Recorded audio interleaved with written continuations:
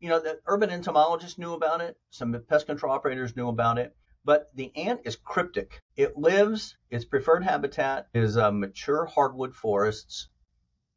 It's in leaf litter. It doesn't build a mound. You can't see it. It's not like fire ants. Welcome to the Pest Finder Professionals Podcast. This is your resource for debunking marketing myths and unlocking growth in the pest control industry.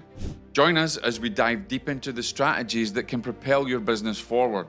And we also have exclusive interviews with pest professionals and insights from entomologists and wildlife experts. Get ready to transform your approach to pest control. Good morning, ladies and gentlemen. Welcome back to Pest Finder Pro. Today I've got a great guest. This Daniel Suter, who you can see here. If you're listening on the podcast, then obviously you can't see him. But if you're on YouTube, you can see him. And we've got a great discussion for you today, guys, especially for pest control operators and obviously homeowners and business owners. You may have seen in the news, it's been all over the news, that there is an invasive ant species that has hit the eastern United States. Now, we have got invasive species that we've talked about before. We've got the Asian tiger mosquito, which would have been found cases in South Carolina, North Carolina, and various other areas as well in the US. And there's many Asian species. Actually, most of the bugs that we have here seem to be these days Asian species. Daniel, welcome to the show. How are you? Yeah, happy to be here, Jock, and talk about this critter it's not new, actually. So we'll get into that, but it's been in the U.S. for almost 100 years. Has it really? Yeah. That's quite shocking to me. I didn't know that. And So every day is a school day. I only really, it came to my mind when I saw it on the news, obviously, because every now and again, the news comes out with some kind of sensational, we had Joro spiders, I think was last year. There was and then we've got obviously ticks and things that have been a tremendous problem, as well as invasive species that are destroying our forestry. But I didn't know about the Asian needle ant, and having a look at it, it's quite a frightening ant. I mean, it kind of goes beyond your normal fire ant. Tell us a little bit about that species. Yeah, so it's, thank God for invasive species for the pest control industry, right? I know. If we didn't have them, they would not have a job. Almost everything the industry deals with is invasive. I just got an email from a lady here in Georgia. It's got Asian cockroaches, and we can talk about Asian cockroaches sometime too, because I remember, we're off topic here a little bit, but I remember when the Asian cockroach first came into the U.S. I was down in a lab in Gainesville, Florida, and a pest control operator from Tampa brought it in. And it looks just like a German cockroach. And he brought it in the lab. Phil Kaler was there, and Dick Patterson, and I had a couple other graduate students. And he took it out of this jar, and we said, "That's just a German roach." And he threw it up in the air, and it flew to the back of it flew down the hallway. We're like, "That's not a German roach." And they're a nightmare to control. I mean, they're not bad. They stay outside. They're attracted to lights. Right. The few cases in South Georgia, they've moved all the way up they're in South Carolina, they're out in Texas, but they stay outside, right? The Asian cockroaches stay outside, but they're attracted to lights. In the few cases I've been to in Georgia were manufacturing plants that have zero tolerance on like pulp, pulp wood. Yeah. When you make pulp, when you ship these things to Taiwan or whatever, there's zero tolerance for bugs, and they get in there and so it causes a little bit of problem, but they're mostly just a nuisance. And we've spoken about this before, actually, on the show, where we've talked about how invasive species get in, and obviously with the trade industry and things, there's problems with that. Before we jump into the different species and obviously this ant species, let's talk a little bit about your passion for entomology, how you got into it. Have you always been interested in bugs since you were a kid? Yeah, so I grew up in South Florida, 6th generation Floridian. So those are rarities now these days. There's nobody there's no 6th generation Floridians anymore.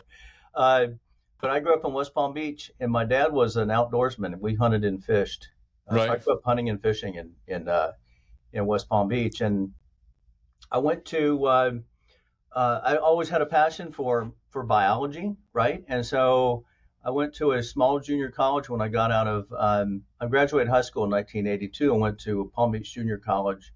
I just started taking all the biology classes I could, right? And just like any kid. And 2 years into this, I had no idea what I wanted to do. And I was taking a course in invertebrate biology from a retired Duke professor. And so I went to see her one time, and she's a chain smoker. She's lighting a cigarette with another cigarette. And I said, what can I do with a degree in biology? And she said, there's this program in entomology at the University of Florida right up the road. I didn't know. I spelled entomology when I was in high school, but I didn't know what it was. Right. And so I got the catalog. This is before the internet now. So I wrote to the University of Florida. I got their catalog because I tell this story every time I talk about this. It's the power of a teacher. Yeah. Right. So I have this conversation with a retired Duke professor, and here I am talking to Jock 40 years later because of that conversation. Wow. So I got this biology. I took all the classes I could at Palm Beach Junior College, transferred into my junior year at the University of Florida, went and got a bachelor's degree, then a master's degree, then a PhD in entomology with a concentration in statistics. And spent 5 years at Purdue after that, and then came here 25 years ago and been here ever since. So here I am within probably 5 to 7 years of retirement. So it really is the power of a teacher, is one conversation. You never know crazy. When you say something to a student how that's going to impact them. So I just I never grew out of kicking over logs when we were hunting and fishing. I was always that kid that I was always kicking over logs. If fly swims or crawls, you're interested. That was basically it. I used to bring home. I spent all my time in the canals around my house, and I'd bring home fish and hide them in the closet, and they'd rot, and they'd stink, and just doing what a kid does. I just never grew out of it. Just kind of never grew out of it. And it's interesting when I was in the army, I never expected to do pest control in the army, and it wasn't as if I was looking for it. We just had. We were in our group one day, in the battalion, and they were saying, look, we need, I was in the medical corps, and they were saying, look, we need some people that are interested. You need to go to London University. If you're interested, we're looking for a 2IC. We're looking for somebody to work in the animal house, being in charge of the animal house, look at, some of these dangerous animals. And I'm like, oh, I quite like that idea. I think I'll do that. I didn't even know what entomology was. So they took us for a trip from Aldershot, where we were based, into London to go to London University, and went in the entomology department. We've seen everything else, and I was like, oh, I really guess, So then before I knew it, instead of being a combat soldier, they threw me behind the desk. I went and studied environmental health and pest control and entomology, and that was great. And the more and more that I got, the more I learned about, snakes and spiders and different species, and, when you're out in the jungle and things like that. I thought it was fascinating. Never thought when I came to America that I would be back in the industry and dealing with the plethora of bugs that we have here. It's crazy how you get into these things, You just get interested in it. It's just in your blood, and it just doesn't leave you. And a lot of your listeners are the same. A lot of your listeners have the same story.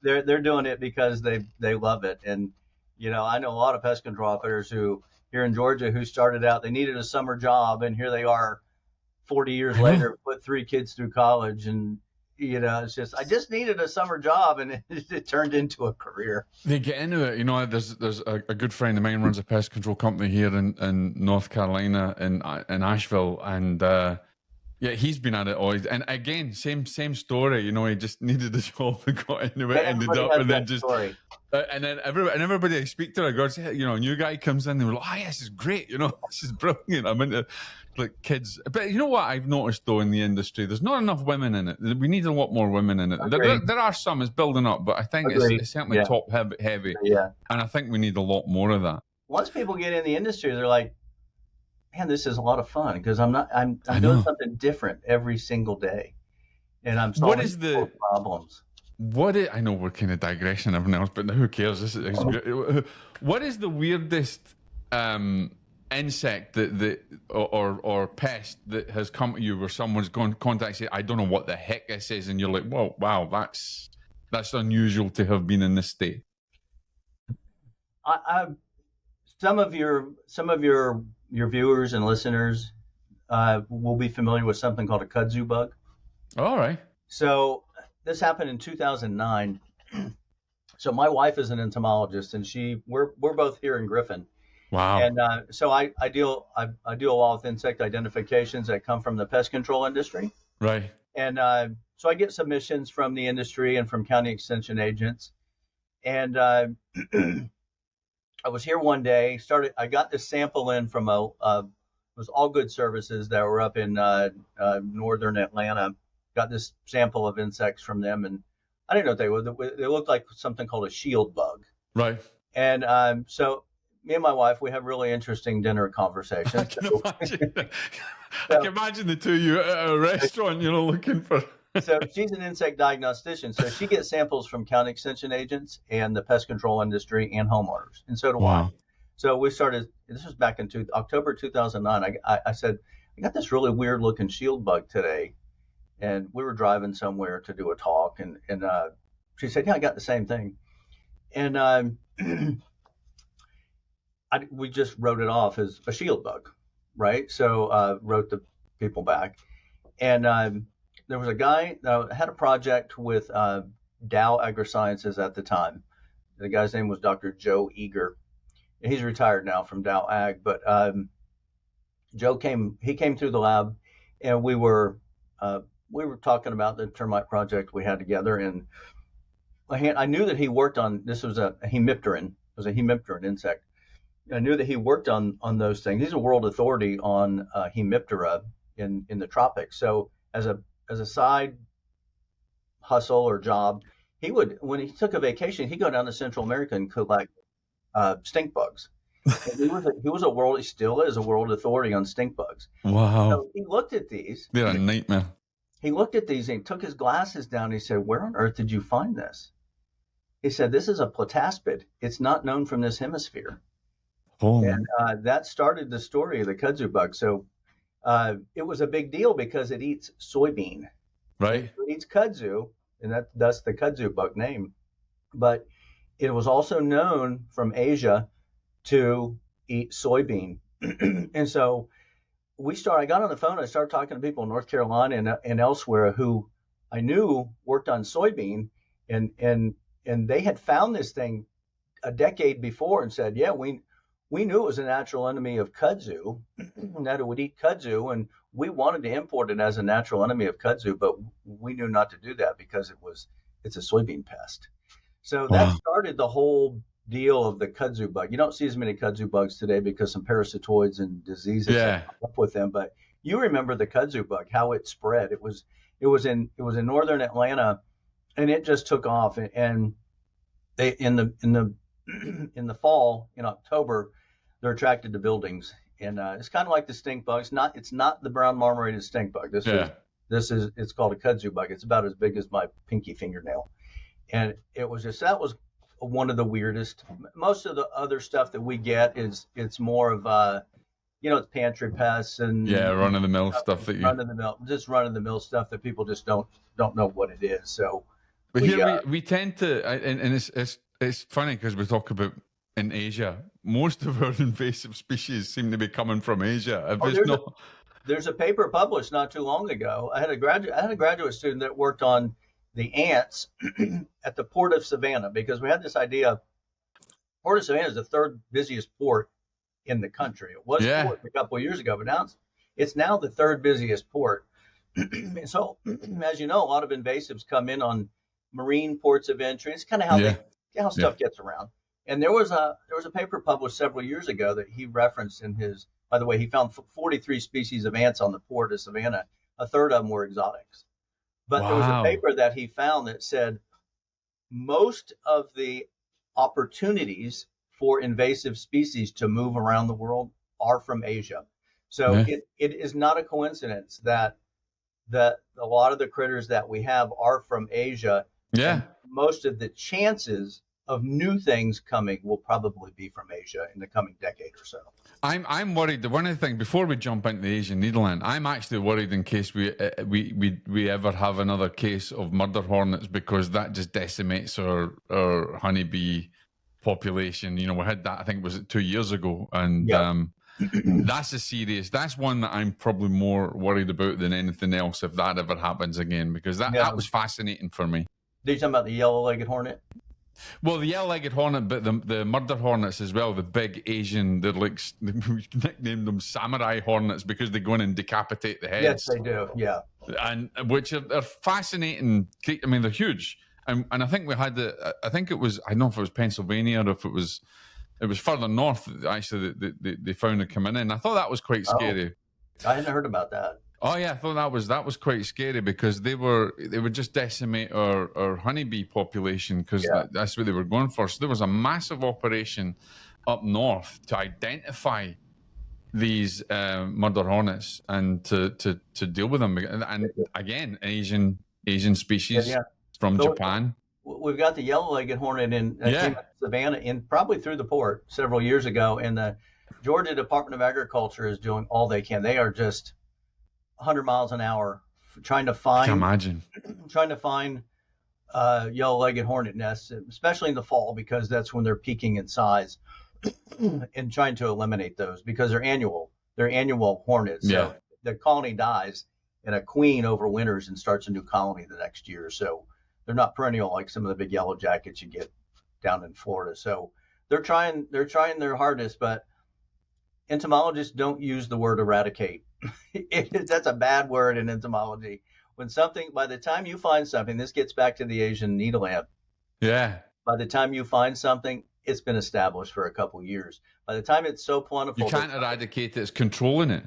By the time somebody finds it and says, this is odd. This is not from here. The cat's out of the bag. All you can do at that point is manage it. And this is not a popular opinion, but I think the Burmese pythons and lionfish and things like that, you're just gonna deal with them. You're just gonna. Yeah, it's just a matter of control. So let's talk a little bit about that Asian needle ant, because now I'm shocked that it's been here for so long. Obviously, in what you're saying is quite right. But what is it that we should really understand about the Asian needle ant? Yeah, so operators will know what it looks like. I say that, but I query pest control operators here in Georgia, and a lot of them don't know it. They're not aware of it. Mm-hmm. So this is a thing with the Asian needle ant. It has flown under the radar for a long time. So it's awesome at hide and seek. It really is, and a lot of that has to do with its cryptic nature. We'll talk about kind of its biology and where it lives. Yeah. But back in 1930s, and it was probably well established then. And my first recollection I'd heard about it, but my first recollection of anybody that was working on it was my counterparts at Clemson, Pat Zingoli and Eric Benson, started working on this thing about 25 or 30 years ago. And they put several graduate students through graduate school working on the biology and management of the Asian needle ant. And it's not like Argentine ants or tawny crazy ants that I call in-your-face invasives. Those are impressive. When you see those numbers are largely very impressive. You have an ant massive problem in California as well with the Argentinian. It's been a problem in citrus in California. Yeah. And now in residential areas for 100 years in California. Wow. So getting back to that Asian needle ant, they started working on it, and it started drawing some attention to it. And other researchers around the country started working on it. And they sounded the alarm back in 2006. They published a paper in the Journal of Medical Entomology about how it was important from a medical perspective. Mm. There's a case at Greenville Zoo in South Carolina where some people had been stung, and they tried to sound the alarm then, but it really didn't get a lot of traction back then. So the urban entomologists knew about it. Some pest control operators knew about it. But the ant is cryptic. Its preferred habitat is mature hardwood forests. Mm. So it's in leaf litter. It doesn't build a mound. You can't see it. It's not like fire ants. It lives in logs. So, a log that falls down, and when the bark starts coming off the log, that space right in there, that interstitial space. Yeah. Or a log that's laying on the ground, you pick it up, there will be Asian needle ants underneath it. But the thing is, they don't trail like Argentine ants or tawny crazy ants. All right. You'll see an ant here, an ant 8 inches away, another ant 2 inches away, and they just look like they're lost. They're just kind of. Oh, so they're just sporadically around They're just sporadic, and that wow. doesn't draw anybody's attention. They don't come inside. This is an important point. So whereas some of the ants, the aforementioned ants, will come inside and kind of feed on the dog food, and that prompts a complaint call for a pest control operator. These ants don't come inside, but I thought that the bell needed to be rung again recently because of the medically important aspect of this critter. So last year, I had 3 calls from people who were stung by this critter. They knew they were stung by it, and they wound up in the hospital in anaphylaxis. Wow. I've got 4 emails in my inbox as we speak, Jock, from people who suffered anaphylaxis, 2 of them in the past week. That's crazy. By this critter, and they knew it because of all the recent media attention, and they wound up in the hospital. And it's a rare event, but it's a serious event. It's a serious event if it's you, and you start tingling and your tongue enlarges and you can't swallow. It becomes pretty serious, and we just thought that bell needed to be rung again. So we started working with Orkin Pest Control endows 4 professorships around the country. They just endowed one at Georgia. So they endow a big one at Texas A&M, a big one at Florida, a big one at Purdue. And so we worked with them, and they said, what's one of the things we should probably talk about in the entomology world? And my gut reaction was this critter. I mean, it's been here a long time. Yeah. It's not all that impressive of an ant, but it's not a nuisance. Most of what we deal with in the industry, it's just a nuisance, right? And they don't like them in your house. But this thing ramps up because if it stings you and you're susceptible to anaphylaxis, it can be life-threatening. And we're trying with all the media I'm talking to, I'm trying to not to make it sound hysterical. Yeah. Right? I don't want to overblow it, but for homeowners, if this ant occurs on their property, if they or somebody in their family suffers from anaphylaxis, they probably should know it. Also probably I would think as well, Dan, so you might not know you suffer from it, but having been stung by one of these ants, you're going to know. And I wonder if this is, because we had Hurricane Helene that came through, here in North Carolina, South Carolina. And I'm wondering if the displacement of the hurricane with the down trees and has that made the environment a perfect recipe for disaster? I hadn't thought about that, but you may be onto something here, because there was a paper published that showed in the Southeast when you grow a lot of pine trees in the southeastern U.S. When you go in and you cut them down, and most of that's for pulpwood, so they'll load all that pulpwood up, but there's a lot of woody debris that's left on the forest floor. It looks like it's a clear-cut area. I hunt in a lot of these places, and it'll go from beautiful hardwoods and pine trees to clear-cut. It looks like a bomb went off, but there's a lot of debris laying on the ground. And they've shown that will actually exacerbate the Asian needle ant population, because you're providing places for them to live. You may be onto something there. That could be something to watch. It's like the survival. You need food, you need shelter, and you need water. And essentially, when we have a disaster come through like this, we displace many pests. But then something like this that's invasive, that then gets this perfect environment. No doubt.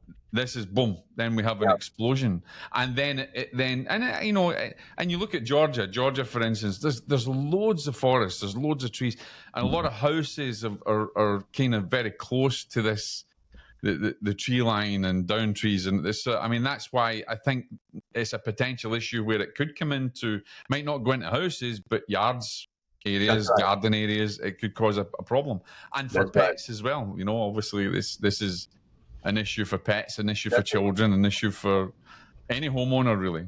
That's the exact issue. It's in hardwood. So I live a mile from. I'm in Griffin, Georgia. I'm a little bit south of Atlanta, and my house is 3 miles from here. And my front yard and backyard, I have 80 to 100 foot tall white oaks. See, yeah. And I had a graduate student. She did all her research at my house on Asian needle ants, and so they're all over the place. You pick up a log, and there's needle ants nesting underneath it. So if you're working in the garden and you go reach for something, this happened to me last year. We spread one of the common mulches in the southeast is pine straw. So I had a bale of pine straw laying there. It'd been there 2 weeks, and I went and picked it up, and I was walking with it, and I'm like, ow, that hurt. Yeah. And I'm like, ow, that hurt. I'm like, I knew exactly what it was. Straight away, it's different. And is it more potent in its toxin than, say, the fire ant, the invasive red fire ant? I don't know. I'll tell you this. I got an article right here. I don't know if you can read the title of this, but it's can you read that title? Toxin from stinging ant venoms. Yeah. Okay. So there's a review article that I found that I talked to a lady. I emailed with a woman the other day that she was stung, suffered anaphylaxis, and her physician had no idea what the content of the venom was of an Asian needle ant. So she's trying to develop some type of treatment strategy, but doesn't know what the content of the Asian needle ant venom is or what type of compound it is. So I'm reading this, and I sent that article to her, and we'll try to come up with that. But it's it's probably been identified. The ant it has some of the same problems in Korea, in Japan, in China, where it's from. There's estimates of 1% to 2% of the population suffers from anaphylaxis. That's really high. That's massively high. That's unusual. That's really high. To me, that's high. That's 1 out of 50 people. Yeah, it is. As high as 1 out of 50. I wouldn't have expected that. And I would also expect that they should have their fingers on the pulse on what kind of toxin it is, and how it interacts, and what the pathology is from it. My hope is that all this media attention will spur some research programming out of maybe NIH and USDA or to learn more about this, because I'm if you kind of connect the dots here, I suspect there are people that have wound up in the emergency room and not known of it, and just had no idea what happened to them, and the doctor didn't know what. They don't teach about Asian needle ants in medical school, but the doctor knew the person was in distress, saved their life, and just said, "Here, carry this EpiPen for the rest of your life. You were in an anaphylaxis. You probably got stung by something." But if I get stung by a paper wasp or a yellow jacket, I avoid paper wasp nests because I can see them. Yeah. And you can't see these though. You can't see them. Mm. And yellow jackets, the same. If I get popped by a yellow jacket, there's another yellow jacket right behind it, and I run, and that you're being popped by a yellow jacket. But if and then buggers will chase you as well. Yes, they do. They mark you. Actually, you're marked with a pheromones that says, "Hey." I know, exactly. I know. I love photography, and I said to a friend of mine, I said, "Let's go. There's some beautiful waterfalls and things here, and there was a waterfall that I saw. It was down in South Carolina, and I'm looking. I thought it was brilliant. I'm going to climb down here and set up my tripod just to get that a bit underneath. And then I heard this familiar. Oh no! And then I seen them coming out, and I was like, "Get out of here!" I was lucky, and my mate's going, "What is it? What?" I'm like, "Get out of here!" Because if we get tagged, that's it. They're all out. Then you're in trouble. And it's quite dodgy. So let's talk about, because people want, and a lot of pest control operators, they don't know what the Asian needle ant looks like. That's right. And I think that's important, because they don't, they see a carpenter ant, they know what it is, right? They see a black ant, but they need to really identify this. It's not like a fire ant, but let's talk about what are the telltale signs that it's a needle ant. Number one is habitat. So if you have pest control contracts and for smoky brown roaches and millipedes and things like that, it's probably your pest control contract probably includes ants. If it's hardwood habitat in the southeast, that's number one. That that should be your first point of, okay, this is their habitat. They could be here. Remember, they've been here for 100 years. They've had 100 years. Honestly, that shocked me. I didn't know. I thought it was recent. Right. So some of the stories I've been reading saying they're spreading. I don't know that they're spreading. You spread for 100 years. So they may have reached equilibrium. Nobody knows. But so that would be one. Secondly, there's some really good pictures of it. There's some of your listeners have probably seen the website Ants of the Southeastern United States. Yeah. Actually, I'm going to link that, and I'm going to put a few pictures up there. It's at the Mississippi Entomological Museum, and it's a site run by Joe McCown. And he's retired now partially. He's a fantastic artist as well. But he took all the pictures there, and there's some fantastic images of Asian needle ants there. But for me in the field, seeing live ants trail is better than looking at them under a microscope, because their behavior is completely different, and the number of ants that you see. So the Asian needle ants, you'll see this 3/16 of an inch black or brown ant crawling on the substrate, looking kind of chaotically lost. And they're not trailing. They don't lay a pheromone trail like an Argentine or tawny crazy ant. So That's fascinating, because people, the first thing anybody that knows anything about ants, whether even it's a homeowner or a pest control operator, the first thing they'll say, we're looking for the trail. That's right. And the minute we see the trail, we know where to go. We can find it where the nests are, and they can nest and the nest split off, but they're looking for the trail. Well, they don't have a trail. That's fascinating to me. Yeah. And so you're not going to see many of them. No. You'll see this little black ant on a substrate. It might be they love to get, I talked about the logs, but they love to get under patio stones and rocks. Yeah. And a lot of critters that live under rocks. Some of your, I inspect for termites under rocks, because when water hits the rock, comes down in the moisture underneath the rock, there's a moisture profile underneath that rock, and it's cool. You find termites under rocks. All kinds of critters like to get under rocks. Yeah. So under patio stones, rocks, things like that. But get a hand lens. You can look at them. When they die, they poke their stinger out, and you can see their stinger. So if you put one in rubbing alcohol and you kill it somehow, if you look at it underneath your a hand lens or something, you'll see its stinger poking out. Or send it to a county agent. Send it to a county agent where you are. Or a lot of your listeners may have access to an entomologist at an entomology department. Who can identify. We'll make sure actually that we link your lab and everything on there so people can upload them. And I think I would say to anybody that's listening out there, if you're a homeowner and you do get stung or your pet gets stung, it's important to try and get a specimen, because we need to know that it is an Asian needle ant. It's not a fire ant. I mean, you need to identify it. So get it, and if you understand its behavior and its patterns and where it lives, then you've got a bigger chance of identifying it. That's it. There are, no matter where you're listening right now, there's probably 1 to 3 dozen ant species where you are. And most of them are just tiny little Phydoli or some tiny little ant that's living in a log somewhere and minding its own business, and they're doing what ants do. Ants are ubiquitous. They're everywhere.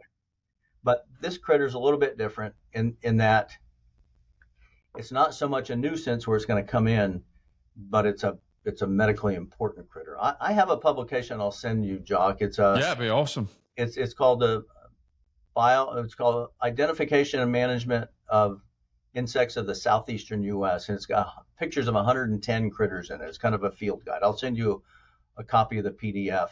That would be awesome, actually. Yeah, absolutely. That'd be brilliant. I think it's important as well. Here's my other question: is we tend to, when we look at ants, we're looking for the trails, and we know their nesting habitat, and we know how their behavior when nesting.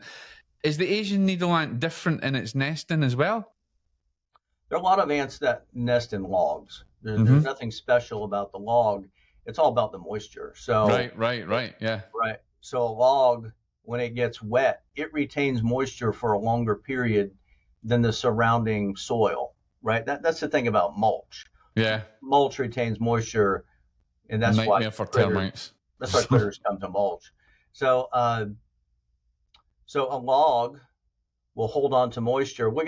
In Georgia, every year we're going to go into a 5 or 6 week drought period starting in July and August, where everything dries out, it gets ungodly hot, and critters will concentrate in those logs. Well, it's the same with a patio stone. There's moisture that's still underneath the patio stone. And so that's where they're going to be other ant species. But with an invasive ant, what invasive ants do, competition. They win the war. Yes. And so when they move in, they dominate the food resources, and so they'll dominate the nest sites as well. So when you get into an area where Asian needle ants are, every little log you pick up will probably have an Asian needle ant colony underneath it. And I suppose that is pretty serious when it's displacing our natural environmental species. Sure. Because it's and as you know, coming from Florida, the invasive iguanas are displacing and causing destruction to burrowing owls and various other species as well. And I think there's not enough knowledge out there about invasive insect species that destroy and take over our native species. That's huge, and they have insects create catastrophic conditions in ecology. The problem is documenting that is really difficult to do. So what if you had an invasive ant move into an area, establish itself? They basically, through competitive exclusion, they dominate the food resources. That's why they'll drive native ant species to extinction. And the common example we use of the impact of that might be there are highly evolved systems where ants are the primary seed dispersers of plants. So if an invasive ant comes in, needle ant or whatever it might be, and it establishes and drives another ant species to extinction, nobody ever knows about that. I've got no idea. And so that has an impact on the plant fauna. What if you had an endangered moth or butterfly species in that area that nobody really knew about or cared about, and an invasive ant moves in there and gobbles up the larvae of that butterfly or moth, and nobody ever knew it. So it's dangerous. It's all this stuff on a really fine scale that doesn't get a lot of attention. There's lots of work published on the impacts of invasive ants on the ecology of an area. But what gets all the attention are the Burmese pythons and the lionfish, right? Because it's big and showy stuff. And you can go out and collect a couple Burmese pythons, but 10 more were born while you did that. And I think it is with the pythons and everything else. It's more of there's a scary emotion to it as well. People are a bit wary about it. It's more of a news thing. But in all seriousness, though, this Asian needle ant is serious because it is a medically important ant species that can cause. I would hate to ever see an example where a kid's playing out in the yard and get stung in anaphylaxis with them. I mean, it's a potential deadly killer is essentially what we need to, without having to scare everybody, this is what you really need to understand. Yeah, it's a kind of a trade-off here between, I can't say that the rate today of anaphylaxis is any different than it was 40 years ago. I can't say that there's the per capita, the number of cases of anaphylaxis per 100,000 people in the population is any different today than it was 40 years ago. I just know that it has been flying under the radar for quite some time. And when I start getting 3 and 4 calls a year about it, that's significant. It's like sitting in class. When I used to sit in class, I would have a question. I didn't want to ask it. But somebody else would ask the same question. And so there's 3 or 4 people in the class had the same question. And so I think it's the tip of the iceberg. There's probably more cases of it. And my hope is that this has kind of shed a little light on it. We don't want to be hysterical about it. No. But if you suffer from anaphylaxis, you should know whether it's on your property or not. I think it's important, that you highlight that that we don't want to kind of expose it as something that is frightening, and that you've got to take that, because that happened with the Joro spider. You look at that, and then before you know it, there was things all over the internet that these were massive deadly spiders, and really they're not. I remember speaking to Dave Coyle about them, and he was like, in Clemson, he was like, no, I mean, they're cool, they're really great, like, you knock down their webs, the next day they're back up again, you're out there with a broom constantly. But they're important, they're beautiful, but they are invasive, and that's something we got to understand. And I think it's educating people that you need to be aware of this. This is not just your typical carpenter ant and anything else, and it's not just, this is a serious medically invasive ant that we need to know about. Do you think, I mean, obviously we're never going to stop invasive species because of the way trade and everything goes, but what is do you think there's anything that can be done that we're not doing now, for instance, at the ports to like increase our protection from invasive species? So this student's project, I got to know there at every port. I was introduced to Customs and CBP. These are the folks that open the containers at the Port of Savannah. And I started going, this is 10 or more years ago. They have what's called a pest risk committee. In most ports, every port of entry, there'll probably be something like this. So you're going to have a bunch of listeners and viewers of this that are probably close to a port of entry. You could get involved where the meetings that I would go to would be Customs and Border Protection, agencies of the USDA, the Georgia Department of Agriculture, the Department of Natural Resources, and these people are getting together and talking about. There was a veterinarian there that was talking about diseases that she would inspect meat that was coming in through the port. So you don't think about stuff like that. No, you don't actually.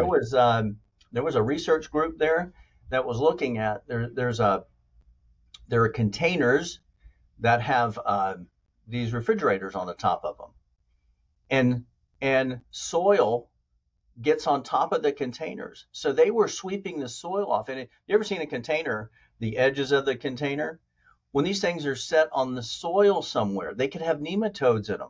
Right. Okay. In a foreign country, and so they're looking at seeds that are on the containers. They're looking at potential nematodes that are in the container. And I will say this: at least the feds are looking, right? Yeah, that's interesting. Yeah, actually, at least it's something that they're taking seriously and working toward.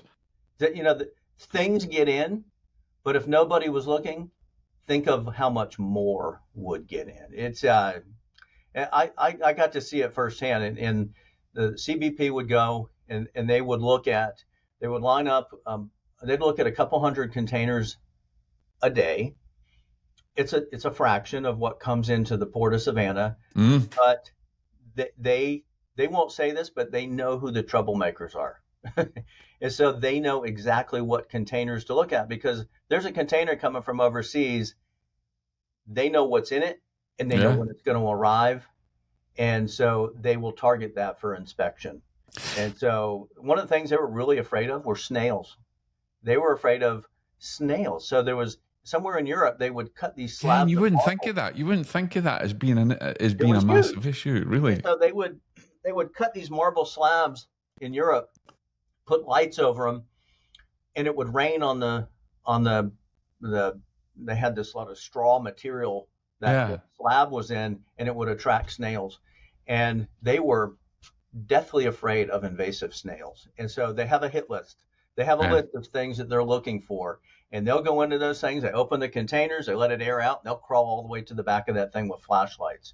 If they find anything, they put it in a vial, they send it on up to Charleston for identification, have an official identifier of these things. So they're looking. It's the things that come in through private ports. If you're a boat in somewhere down the Caribbean, you come into Fort Lauderdale somewhere, and termites swarmed 3 nights before and were attracted to the light. Swarming termites. Yeah, and then obviously there's mosquitoes. And when we had the Asian tiger mosquito come in that way as well through. And it's interesting because people don't think of this, but me being in the military, I saw issues of bringing in an invasive species through moving on maneuvers and coming back with equipment and stuff like that. I mean, we've had in Britain, we get called out to, there's a massive spider, and it was a banana spider, it was a Brazilian spider. Like, okay, that's a serious